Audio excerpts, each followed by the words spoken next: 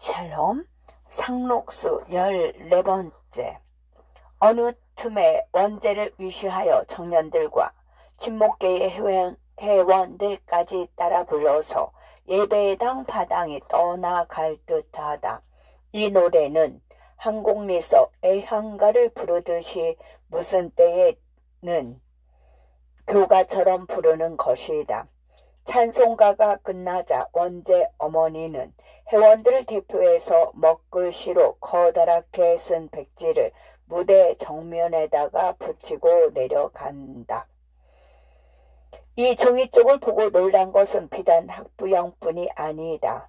이때까지 여러 사람 앞에 나타나지 않던 영신이도 무대 뒤에서 제 눈을 의심할 만큼 놀라서 저게 웬일이야요? 하고 한달음에 원제 어머니의 곁으로 갔다.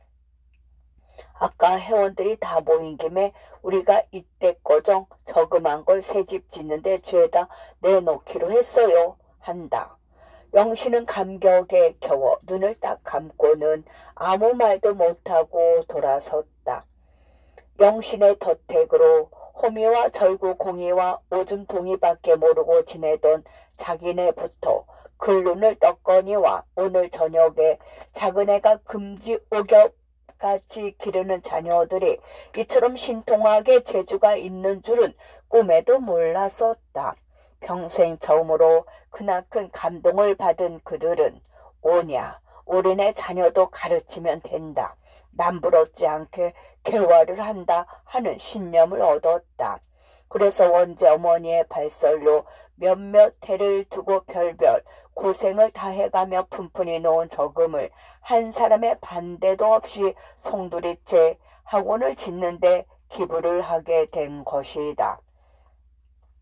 이거 부인네들이 저 어려운 돈을 내놓았는데 산에 꽃배기라고 가만히 있을 수 있나? 하고 늙은이들은 주머니 털음을 하고 다동 사람들까지도 지갑을 뒤져서 당장에 7원 각수가 모였다. 몇백 명 틈에서 단돈 7원. 그러나 그네들이 시제 가진 돈이라고는 그것밖에 없었다. 그것도 뜻밖의 큰 돈인 것이다. 구경꾼들은 좀 더 구경할 게 없나 하고 서운한 듯이 떠날 줄 모르다가 하나씩 둘씩 흩어졌다. 영신은 아이들이 옷과 유의하던 재구를 챙겨 넣은 뒤에 오늘 밤 늦도록 빚은 송편과 시루떡을 아이들과 함께 나누어 먹었다. 저희들도 이제는 저만큼이나 깨어가는구나 하니 저의 헌신적 노력이 갚아지는 듯 다시금 감격에 겨워 몇 번이나 그 떡이 목에 넘어가지를 않았다. 1년 중에도 가장 밝고 맑은 서늘한 추석날 저녁의 달빛은 예배당 마당으로 쏟아져 내린다. 영신은 아이들의 손을 잡고 그 다리 기울도록 노래를 부르며 어린애와 같이 뛰놀았다. 기쁨과 행복이 온몸에 넘쳐서 사랑하는 사람이 눈앞에 보이기만 하면 와락 달려들어 한바탕 머리를 거둘러 주고 싶었다. 뺨을 대고 그 기쁨을 그 행복을 들비벼 주고 싶었다. 영신은 그 돈 270원 중에서 반만 학원을 짓는 데 쓰리라 하였다. 그 돈을 다 드린데도 도저히 설계한 대로 지을 수 없지만 근근자자히 모은 근로계의 돈을 내놓았기로 냉큼 송두리째 집어쓸 수는 없었던 것이다. 우선 이것만 가지고 시작을 해보겠어요. 시작이 반이라는데 설마 중간에 못 짓게야 될라고요. 기부금 적은 것만 들어오면 하고 회원들의 특별한 호의라느니 보다도 일종의 희생적인 기부금을 굳이 반만 쓰겠다고 사퇴를 하였다. 또 한편으로는 아무리 같은 통속이라도 약한 그네들에게만 의뢰를 하는 것은 근본 취지에 어그러진다. 내 힘으로 해야지. 내 힘껏 해보다가 쓰러지는 한이 있더라도 전수히 남의 도움만 받으려는 것은 우리네의 큰 결점이다 하는 생각이 들었던 것이다. 자, 이젠 집을 짓는구나 하니 그는 머리부터 그는 미리부터 흥분이 되어서 잠이 안 왔다. 어떻게 무엇부터 시작을 해야 하는지 엄두가 나지를 않아서 잠을 잘 수가 없었다. 그러나 교회에 관계하는 사람도 집 짓는 데는 모두들 문회한이다. 누구와 의논조차 해볼 데가 없다.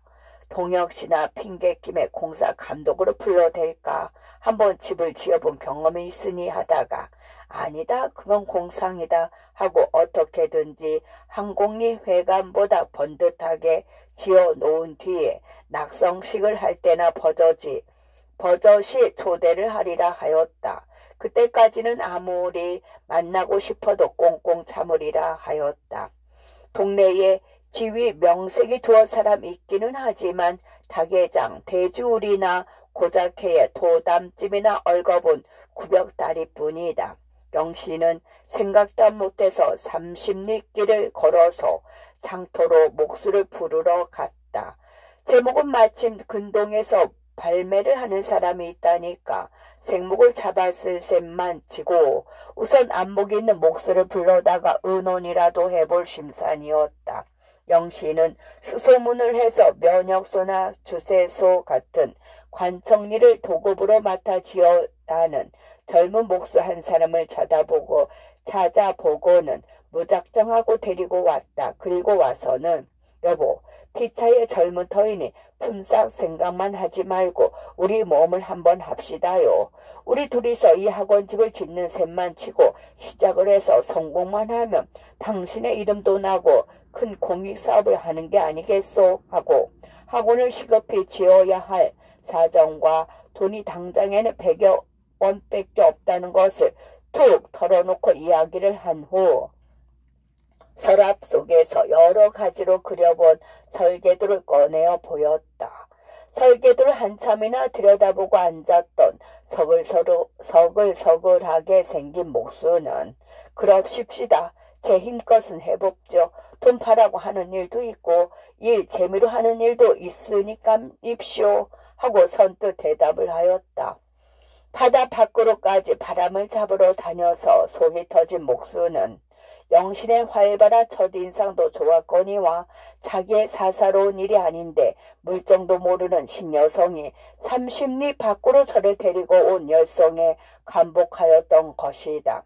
뿐만 아니라 합뼈를 걸치고 짜게 발을 하고는 남의 지청구만 받으며 따라다니던 사람이라 처음으로 도편수가 되어서 제 의사껏 해보게 되는데 미리부터 어깨 바람이 났던 것이다. 제목도 우거지 같은 데를 써서 헐갑으로 잡아서 실어오고 병련하는 군에 자귀질 톱질꾼까지 불러다가 엉터리로 일을 시작하였다. 집터는 온 동리가 내려다 보이는 예배당 맞은편 언덕에다가 잡았다. 어느 교인의 소유로 300여 평이나 되는 것을 논이나 땅을 많이 가진 부자가 전당에 들어가기는 약대가 바늘 구멍으로 들어가기보다도 어렵다고 예수가 말한 비유까지 해가면서 사뭇 강제로 빼앗다시피 하였다. 집터를 닦는 날은 항공리만큼 풍성하지를 못하였다. 인심도 다르거니와 한창 별을 베고 한편으로는 바심을 하기 시작한 때라 장정은 얻어보기가 어려웠다. 그래서 영시는 청년 회원들과 아이들까지 종동원시켰다. 체면이고 뭐고 다 볼 때가 아니다 하고 그는 다리를 걷고 버선까지 벗어 던지고 덤벼들었다. 주춧돌을 메고 목도질을 해오려면 어깨의 뼈가 으스러지는 듯이 아팠다. 기둥갑이나 되는 거성 큰 톱을 당겨주고 껍데기도 안 벗긴 물 먹은 기둥나무를 이리저리 옮기고 하느라고 해 뜰 때부터 어둑어둑할 때까지 봉죽을 들어주고 나면 허리가 참나무 장작이나 된 것처럼 꼿꼿하고 뼈끝마다 쏙쏙 쑤셔서 그 고통은 이루 형용할 수가 없었다. 저러다 큰 병이나 나면 어떡하시려 하고 부인네들은 쫓아다니며 한사코 말리건만 영신이 자신부터 그런 일까지 나서서 하지 않으면 다른 사람은 어정버정하고 일들을 안 한다 또는 모군꾼 한 사람의 목품싸기라도 전략을 하는 수밖에 없었던 것이다. 달밤을 이용해서 영신은 모래를 날랐다 들것을 만들어 가지고 청년들과 마주 자비를 해서 시냇가의 모래와 자갈을 밤늦도록 나르기를 여러 날이나 하였다. 한창 기운의 남자도 힘이 드는 일을 하다가 몹시 피곤하면 시냇가 모래밭에 두 다리를 뻗고 주저앉아서 지쳐서 늘어진 다리팔을 제 손으로 주물렀다. 그것을 본 계집 아이들은 네 주물러 드릴게요. 선생님 네 주물러 드릴게요 하고 달려들어 다투어 가며 선생의 팔을 주무르고 다린 마디를 져준다. 영신은 마전을 한 통무병을 펼쳐 놓은 것 같이 달빛에 비치는 시내를 내려다보다가 소녀시대의 생각이 어렴풋이 나면 얘 우리 소꿉질 하련? 하고 사기그릇 깨진 것이나 조약들을 주워 모아 재단을 만들었다. 허물었다 하기도 하고 모래로 성을 쌓기도 한다. 두꺼봐 헌집 죽게 새집 다고 해가며 도두룩하게 쌓아 올린 모래를 도닥도닥 두들기기도 한다. 그러면 정말 소녀와 같은 기분으로 돌아가서 지나간 그 옛날을 추억하느라고 비록 잠시나마 극도로 피곤한 것을 잊을 때도 있었다. 토역을 할 때에도 손이 째이면 맨발로 들어서서 흙을 이기고 죽가래를 들고 진흙을 섬겨주느라고 땀이 철철 흘러서 눈을 바로 뜰 수가 없었다. 동네 사람들은 틈만 있으면 모여들었다. 그러나 그네들은 집 짓는 것을 조금이라도 거들어 주려고 오는 것이 아니오 젊은 여자가 아슬아슬한 데까지 걷어붙이고 상의를 하는 것이 신기해서 구경차로 모여드는 것이다. 남은 죽기 길을 쓰고 일을 하는 것을 입이 해 벌리고 바라보는 것을 보고 왜 저렇게 얼이 빠진 사람처럼 멍하니들 섰을까 하고 혀를 끌끌 차면서도 그는 비릿비릿하게 이를 도와달라는 말은 한마디도 안 하였다. 그럭저럭 집을 짓기 시작한 지 한 달이나 지나갔다. 젊은 목수는 이런 일은 번개불에 담배를 붙이듯이 해치워야지 오래 끌수록 내 손에다 하고 다른 봉주꾼들을 휘몰아서 이 일은 여간 빨리 진행이 되지를 않는다. 그래서 벌써 중반까지 꿰고 외가지를 얹게 되었다. 이때까지 구경만 하던 동네 사람들도 영신이가 진종일 매달려서 일을 하는 것을 보고 매우 감동을 받아 우리가 산에 명색을 하고 그대를 볼 수는 없네 하고 파심이 끝나자 와짝 모여들어서 청솔 가지를 꺾어다가 두툼하게 실이 물매를 잡아 새를 올리며 일변초벽까지 끝이 났다. 그 중에서도 부인 친목계의 회원들은 최 선생님 혼자서 저렇게 일을 하게 내버려 뒀다간 정말 큰일 나겠구려. 집안일은 못해도 우선 저 집부터 지어놔야 마음을 놓겠수 하고 자기네 남편을 하나씩 끌고 와서 일이 부쩍부쩍 늘었던 것이다. 영신은 평생 소원이던 학원집이 비록 설계한 대로 되지는 않았어도 한 칸 두 칸 구며 나가는데 재미가 나서 여전히 침식을 잊고 지냈다. 늙으신 어머니를 그리워할 겨를도 없고 토요일 저녁이면 무슨 일이 있든지 동혁에게 꼭꼭 써붙이던 편지도 2번씩이나 거르기까지 하였다. 그래서 동혁이에게서는 너무 과도하게 노력을 하다가 병이나 나지 않았는가 하고 매우 궁금히 여기는 편지가 연거푸 왔다. 영신은 아이 내 집 짓는 데만 절망구를 해서 하고 어느 날 밤은 속 눈썹이 쩍쩍 들러붙는 것을 참으면서 그동안의 경과를 소상히 적고 이제는 만날 날이 가까워 온다는 기쁜 소식을 전해주었다. 2달 열흘 남짓해서 정석학원은 문패까지 걸게 되었다. 가장 돈이 많이 드는 내부의 수장은 손을 대지도 못하고 장의 유리도 끼지 못하였지만 이제는 마루까지 놓았으니까 급한 대로 쫓겨난 아이들도 수용할 수는 있게 되었다. 아이들은 새벽한 것이 미쳐 마르기 전부터 모여들었다. 그 아이들이 우리 속에서 뛰어나온 토끼처럼 넓은 마루에서 깡충깡충 뛰고 미끄럼을 타고 뜀박질을 하다 못해서 펄떡펄떡 제주를 넘으며 좋아서 어쩔 줄을 몰라 하는 것을 볼 때 영신은 기쁜 눈물에 옷깃을 적시는 것을 깨닫지 못하였다. 그 자리에 쓰러져 죽어도 눈이 감길성 싶었다. 낙성식을 하기 닷새 전을 기해서 영신은 동혁에게 무슨 일이 있든지 그날 꼭 와달라는 편지를 썼다. 그러나 좋은 일에 마가 든다는 것은 이런 경우에 쓰는 말일까? 영신은 그 이튿날 아침 천만 뜻밖에도 모친 위도 증례라는 급한 전보를 받았다. 그날 밤에 부랴부랴 길을 떠난 영신은 자동차에 시달린 몸을 기차에 실린 뒤에까지도 놀란 가슴이 가라앉지 않았다. 기차는 금온밤의 어둠을 가르며 북으로 숨가쁘게 달린다. 한 정거장, 두 정강이 휘휘 뒷걸음질을 쳐서 고향이 가까워 올수록 불안과 초조는 점점 더해 가는데 앞에 앉은 사람이 누군지 거들떠 보지도 않고 두 눈을 꽉 감은 채 생각에만 잠겼다. 전보까지 쳤을 땐 암만 해도 어머니가 돌아가신 거요 하는 방정맞은 생각까지 들었다. 그다지도 못 잊어 하던 딸의 얼굴을 끝내 보지 못하고 외로이 숨을 거두는 어머니의 임종을 눈앞에 그려보니 쌓이고 쌓였던 묵은 서름이 복박쳐 올랐다. 김정근과의 혼인일로 청석골까지 오셨을 때 이틀 밤을 울며 밝히시다가 넌 내 자식이 아니다 하고 돌아서실 때에 그 쓸쓸하던 뒷모습. 자동차가 떠날 때 차창을 스치는 저녁 바람에 한 가닥 두 가닥 휘날리던 서리빨 같은 머리털, 정처 없이 굴러다니는 가랑잎처럼 마르고 찌들은 그 노쇠한 자태. 아, 그 얼굴이 마지막이로구나.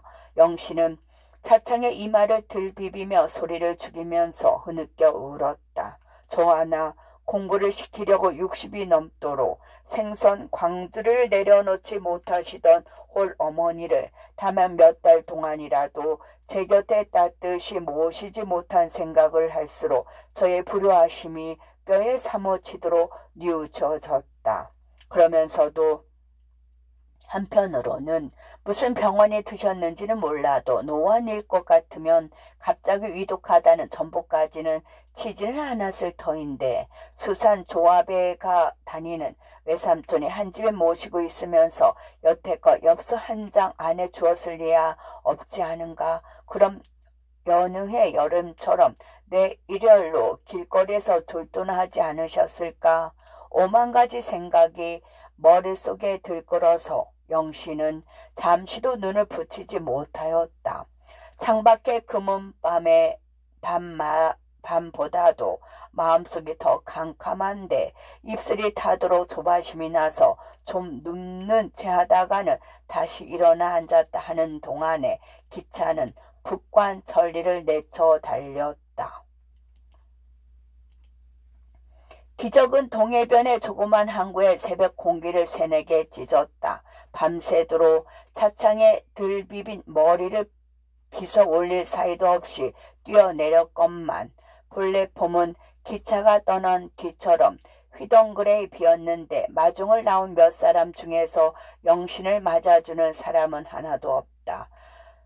출찰구에는 여관 이름을 쓴 초롱을 켜들인 차익꾼들이 양옆으로 벌려서서 졸린 듯한 목소리로 손님을 끊으라고 법석이건만 거기서도 영신의 손을 잡아줄 사람은 아무도 둘러보아도 눈에 띄지 않았다. 마중을 나와줄 경황도 없나 보다 하니 영신은 한층 더 불안해졌다. 그는 막 전기불이 나가서 황혼 때와 같이 으스레한 정거장 넓은 바닥에서 머리를 들었다. 3년 만에 우러러보는 고향의 하늘. 그러나 영신은 아침 볕에 벌겋게 물들어오는 동력 하늘을 빡빡한 눈으로 쳐다보면서도 이렇다 할 감상이 일어날 마음의 여유가 없었다. 1분 1초가 바쁘게 집으로 가고는 싶건만 바다와는 반대 방향으로 5일이나 되는 언덕 밑까지 타박타박 걸어 올라가는 수밖에 없었다. 아직 전방의 문도 열지 않은 길거리를 도망꾼처럼 바스켓 하나를 들고 줄 다름질을 쳐서 수산 조합까지 왔다. 그러나 외삼촌이 다니는 사무소의 문은 굳게 닫혀 있지 않은가. 영신은 문을 흔들어 보다가 뒤돌아서서 언덕길로 올라가다가 뿡뿡하고 달려드는 버스와 마주쳤다. 참 그동안 버스가 댕기게 되었다는 걸 까맣게 잊어버렸었네 하고 혼자 말을 하고는 되돌아오면 타고 갈 양으로 정류장 앞에 가 비켜서는데 등 뒤에서 영신아 하는 부르는 소리가 들렸다. 귀에 익은 목소리에 영신은 깜짝 놀라서 고개를 획 돌렸다. 버스가 미처 정거를 하기도 전에 허둥지둥 뛰어내리는 산에 그는 틀림없는 김정근이었다. 웬일이세요? 영신은 창졸간 부르짖듯 하였다. 여기서 만나기는 천만뜻박이면서도 얼떨결에 정근이가 반갑기도 하였다. 검정새로 신사 양복을 입은 정근은 모자를 벗고 은근히 인사를 하면서도 우물쭈물하고 얼핏 말대답을 못한다. 언제 이리로 오셨어요? 영신은 정근이가 그동안 이곳에 금융조합으로 정근이나 해온 줄 알고 재우쳐 물었다. 정근은 여자의 날카로운 시선을 피하면서 지난 봄에 결혼 문제를 해결지어 달라고 청소골까지 갔을 때보다도 더 여인 얼굴에 아침볕을 모를 받으며 저 지금 마중을 나가는 길인데요. 버스가 고장이 나서 하고는 계집애처럼 머리를 숙이고 말끝을 맺지 못한다. 마중을 나오시다니요? 누굴요? 영신은 더욱 이상스러워서 연고프 묻는다. 영신씨가 오실 줄 알고. 아니 내가 올 줄 어떻게 알았어요? 영신은 행길에서 정근에게 불심 신문이나 하듯 한다. 얘긴 차차 하고 집으로 가시지요. 정근은 영신의 집 방향으로 돌아서며 무슨 죄나 지은 사람처럼 비실비실 걷기를 시작한다. 영신은 그 뒤를 바짝 대서며 그럼 우리 집에 가보셨군요 하고 조급히 물었다. 정근은 어려서부터 이웃집에서 자라나서 영신의 어머니를 아주망이라고 부르며 따르던 터이라 무슨 일로든지 여기까지 왔으면야 저희 집에를 들렸을 듯해서 물어본 것이다. 정근은 여전히 선선하게 대답을 못하고 버스를 기다리는 듯이 연방 정거장 편만 돌아다 본다. 어머니가 위독하시단 전보를 받고 오는 길인데요. 왜 말씀을 못하세요? 영신은 갑갑해 못 견디겠다는 듯이 발을 멈추며 정근을 돌아다 보았다. 정근은 그제야 아무튼 같이 갑시다. 대단치 않으시니 안심하시고요 한다. 단연간 책상 앞에 꼬부리고 앉아서 주판지를 하고 철필 끝만 달리느냐고 워낙 잔졸하게 생긴 사람이 허리까지 구부정해졌는데 발꿈치와 왕복 바지 꼬무니는 책상과 의자에 반질하게 달아서 걸음을 걷는 대로 번쩍거린다. 영신은 한 걸음 다가서며 정말 대단치 않으세요? 하고 정근의 말을 흉내내듯 하였다. 어머니가 그동안 돌아가지 않으신 것만은 확실해서 우선 마음이 놓이면서도 그럼 어째서 전복까지 쳐서 바쁜 사람을 불러내렸을까 하고 의중이 더럭 났다. 대체 전보는 누가 쳤어요?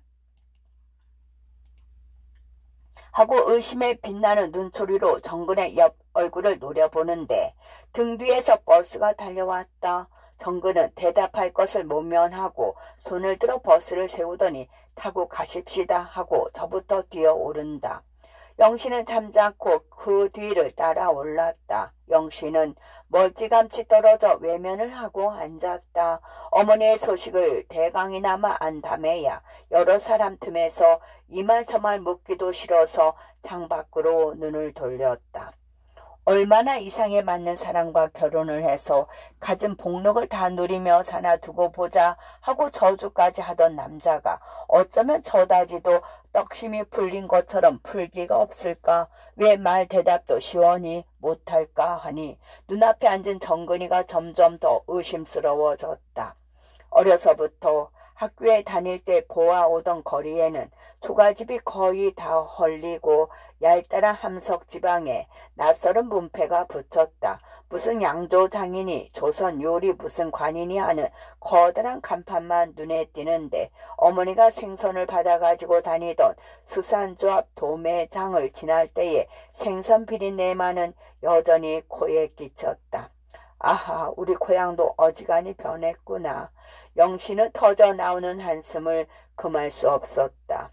영신을 불러내린 것은 정근의 조화였다. 영신이가 어머니 하고 집으로 뛰어 들어가 보니 어머니는 병들어 눕기는커녕 부엌에서 아침 반찬을 할 것인지 생선을 다루고 섰지 않은가.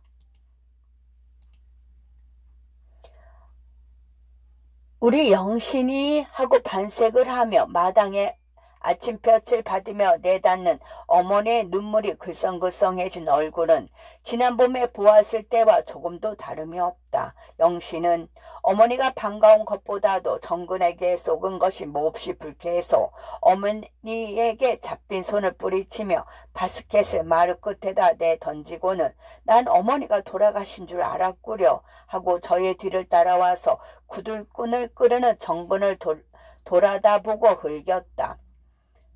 어밀의 숨은 몬다구야 해야 집에 오지비.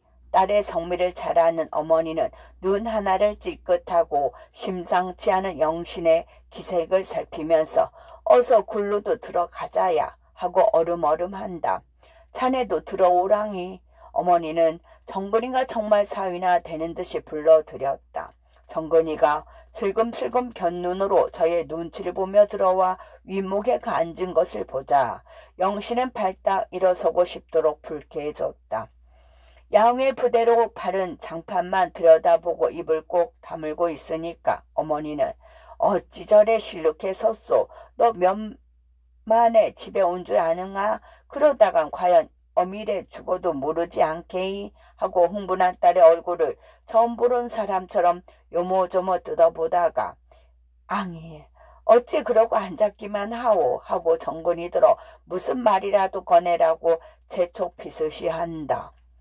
그래도 정근은 꿀먹은 벙어리처럼 아무 말도 못하고 넥타이만 만지작거리고 앉았는데 영신은 무릎을 세우며 어머니가 저렇게 정정하신데 전보를 친 사람이 누구야요? 하고 반쯤은 정근이를 향해서 되쇠되게 쏘아붙인다. 쏟고 온 것보다도 어머니가 돌아가신 줄 알고 애절초절을 하던 것이 몹시 분하였다. 그보다도 어머니를 살살 꿰이고 어수룩한 늙은이와 짬자미를 해가지고 거짓말 전보를 친 정근의 비열한 태도가 주먹으로 그 핏기 없는 얼굴을 후려 갈기고 싶도록 밉살스러웠다. 그거사 차차로 알지비. 아척이나 먹으면서 천천히 얘기하자비 하고 어머니는 부엌으로 내려가서 수산조합에서 다니는 동생의 댁과 아침상을 차린다. 조금 있자 생선 굽는 냄새가 풍겨 들어오건만 방 안에 두 사람은 피차에 스대친 얼굴을 하고 말은커녕 마주 쳐다보지도 않는다.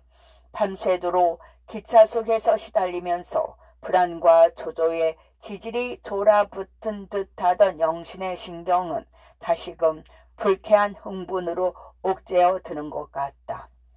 정근은 양복 앞자락에 먼지를 손가락으로 툭툭 튀기고 있다가 너무 불쾌하게 생각은 마세요. 전부는 어머니가 치라고 하셔서 지긴 내가 졌지만 하고 간신히 한마디를 꺼낸다. 알았어요.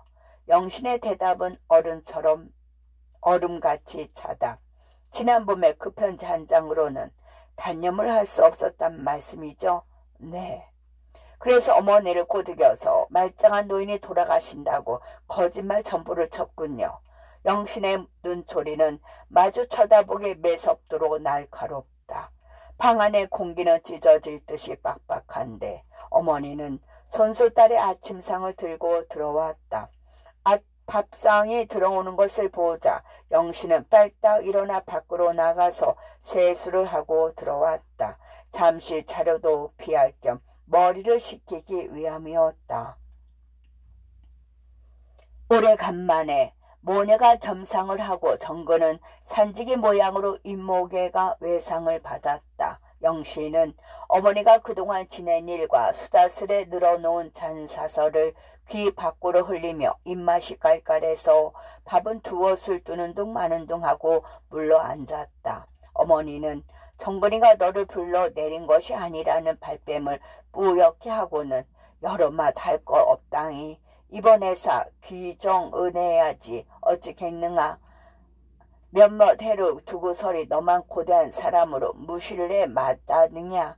그런 죄 앙이 된 게 난 이제 저 사람이 안심치 않아 못 보겠다 하고는 연방 딸의 눈치를 살핀다. 영신은 속아서 내려온 분도 채 거지지 않았는데 들어 닫자 그런 말을 꺼내는 어머니의 태도가 뚜쟁이만큼이나 비열한 것 같아서 입술만 차근히 깨물고 있다가 직접으로 단판을 하고 말리라 하고 입속으로 양치질을 하고 있는 정근의 쪽으로 반쯤 돌아 앉았다. 날 좀 보세요. 여자의 말에 따라 정근은 뇌란 얼굴을 저들었다. 그러나 그의 시선은 다시 무릎 위에 떨어졌다. 아무튼 위조 전복까지 쳐서 날 불러 내리신 건 비겁한 행동이야요. 더군다나 어머니가 돌아가신 줄 알고 쏟고 온 게 몹시 불쾌하지만 될 수 있는 대로 냉정하게 얘기를 하겠어요 하고 헛기침을 해서 목소리를 가다듬더니 웬체 사랑이라는 건요 한쪽에서 강제할 수가 없는 거고요. 또는 상대방의 사정을 봐서 제 몸을 바칠 수도 없는 줄 알아요. 그건 동정이지 진정한 사랑은 아니니까요 하고 설교를 시작하듯 한다. 정근은 그제야 영신의 얼굴을 똑바로 쳐다볼 만큼 용기를 내었다. 나도 그만 걸 모르는 건 아니에요. 그렇지만 어려서부터 단단히 믿어오던 터에 편지 한 장으로야 첫 번 사랑하던 사람을 단련할 수가 있어요. 그런데 집에선 결혼 문제도 너무나 귀찮게 구니까 차관 결정을 내리고 일테면 비상수단을 쓴 겐데 하고는 마늘 방석에나 앉은 것처럼 불안해한다.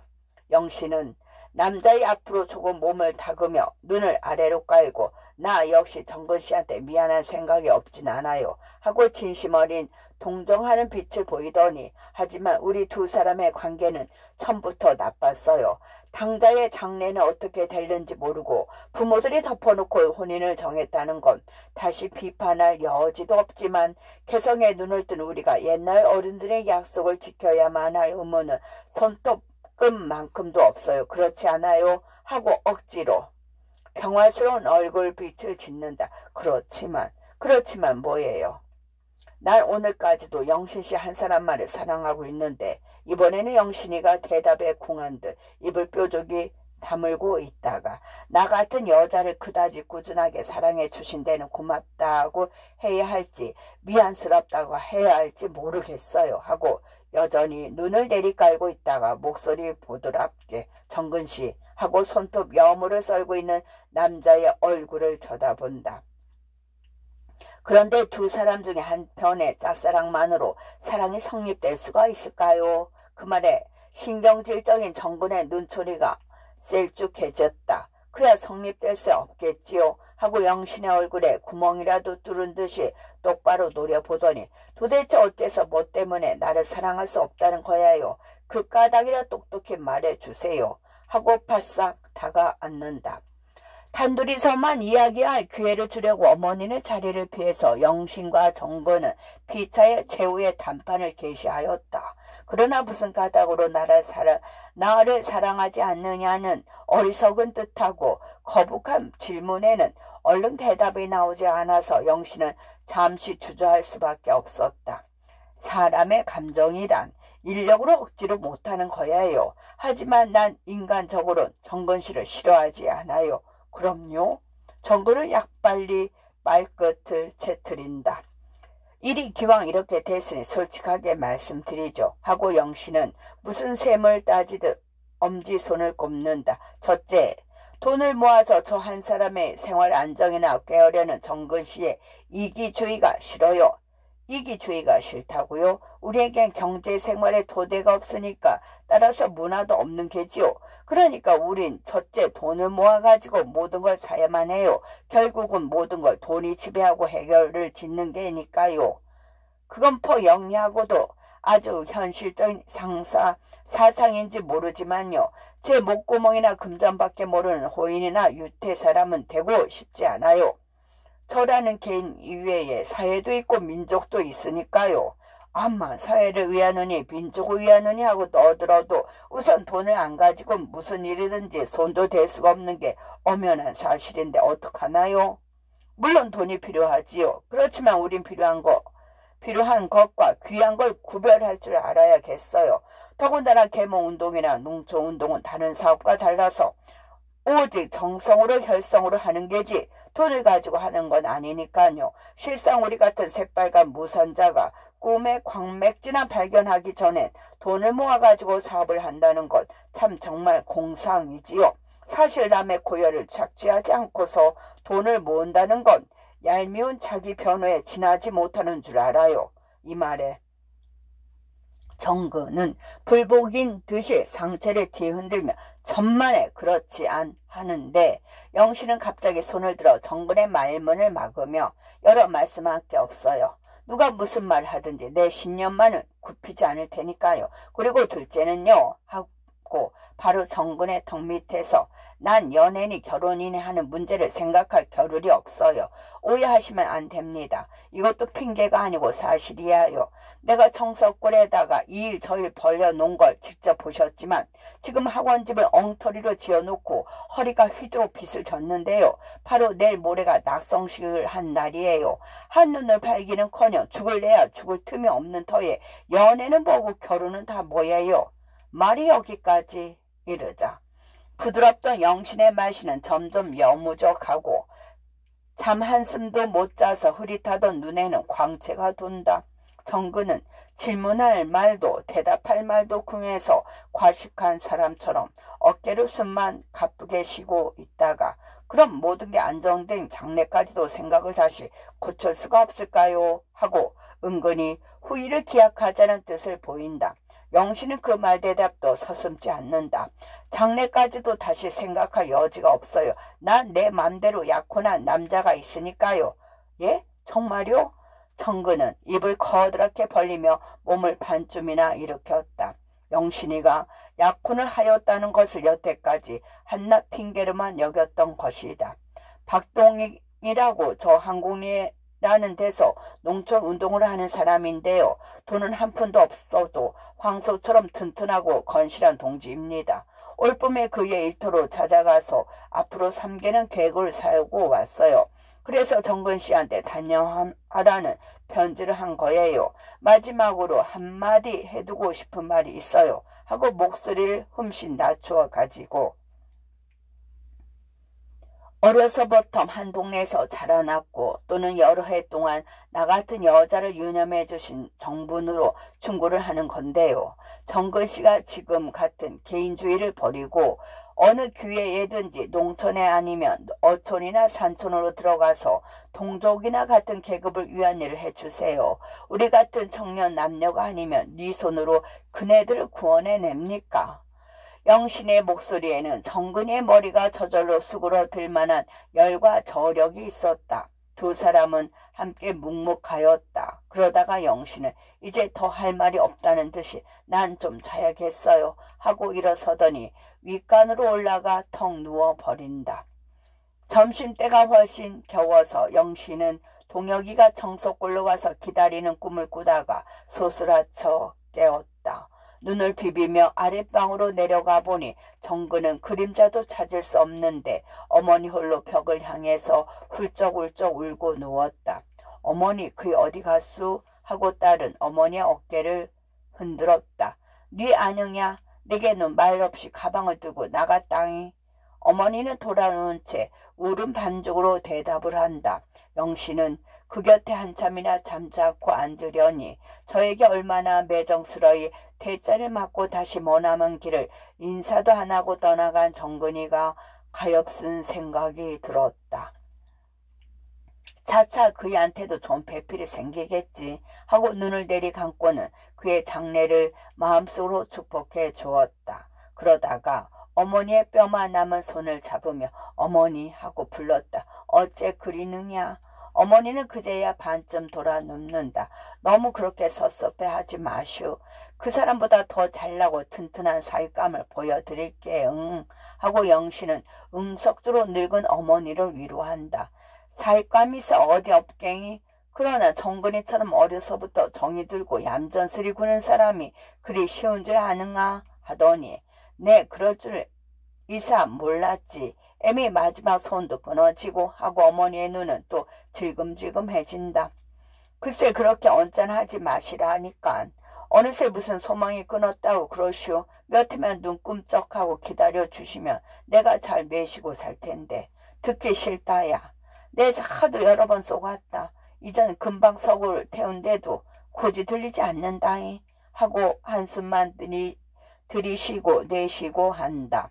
영신은 동영이와 약혼을 하기까지의 자세한 경과와 정성 학원을 짓느라고 죽을 힘을 다하는 이야기를 쫙 하고 나서 나는 물론 어머니가 낳아서 길러주신 어머니의 딸이지만 어머니 한 분의 딸 노릇만은 할 수가 없다우. 알아들으시겠수? 어머니 한 분한테 불효하지만 내 딴에 수천 수만이나 되는 장래의 어머니들을 위하여 일을 하려고 이 한 몸을 바쳤으니까요. 그러는 게 김정근이 하나한테만 이 살덩이를 맡기는 것보다 얼마나 거룩하고 뜻이 있는 일인지 몰라요. 네 그렇죠 어머니. 어머니는 일어나 앉으며 팥뿌리 같은 머리카락을 쓰다듬어 올리더니 모르겠다. 내 사평생을 이렇게 혼자 살란 팔자집이 하고는 다시 말이 없다. 어머니 그럼 우리 청석골로 갑시다. 아무려면 어머니 한 분이야 굶겨드리겠소. 싫다이 싫어. 어머니는 그것도 생각해 보았다는 듯이 제 머리를 앓는 사람처럼 머리를 흔든다. 밥술을 놓는 날까지는 내 아이 벌어먹으리. 네 입 하나 감당을 하고도 어려운데 이까지 쓸데없는 늙은이 무쇠래 쫓고 가갱이 너 출가하는 날까지 살기나 하면 그제나 구경을 가지비. 그 말에 영신은 참았던 눈물이 빙 돌았다. 얼핏 저고리 구름으로 눈덩이를 누르고 온몸에 용기를 내어 아무튼 내가 없인 낙성식을 못할 테니까 저녁차로 떠나야겠소 하고 참하기 어려운 말을 꺼낸다. 아이? 오늘 나주로 떠나? 정말이? 어미하고 하루 나조차 보지도 아니하고? 마르고 주름 잡힌 어머니의 얼굴은 무한한 고독과 섭섭한 빛에 뒤덮인다. 딸은 그 얼굴을 마주 쳐다보다가 그럼 어떡하우 어머니 그럼 난 어떡하우 하고 목소리를 떨다가 어머니의 무릎에 이마를 들 비비며 느껴 울었다. 어머니는 정거장까지 배웅을 나왔다. 호각소리가 들리고 기차 바퀴가 구르기 시작하는데 치맛자락을 들추고 다 떨어진 주머니를 끌으며 따라오더니 딸이 얼굴을 내민 차창으로 그 주머니를 늘어뜨리고는 잠잠코 돌아섰다. 그 주머니 속에선 생선 광주를 이고 다니면서 푼푼히 모아넣은 돈이 묵직하게 들어 있었다. 끝.